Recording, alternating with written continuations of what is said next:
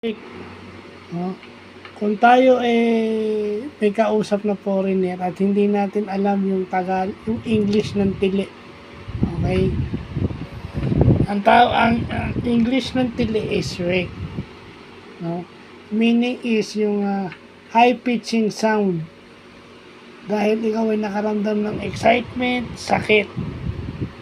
Excitement at sakit. Pagka kinilig ka, ayan, titili ka. Yung mga babae, di ba, pag nakakita ng pogi, nakakita si Coco Martin o si Tanggol, ayan, tumitili kayo. So, Shrek pala ang tawag dyan, no? Pag nakita nyo si Tom Cruise o si Alden Richards, ayan, titiliin kayo. Siyempre, pag ang lalaki kinurot nyo sa dede o kaya sinubukan yung tanggalan ng balahibo sa paa o sa kilikili, titilian, sakit. Ayan.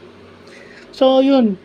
Yung Tagalog, ayan lang na, yung English pala ng tili is rake.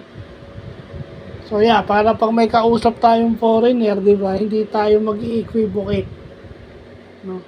At least, lumalalim yung vocabulary natin for better communication, hindi para mang-asar.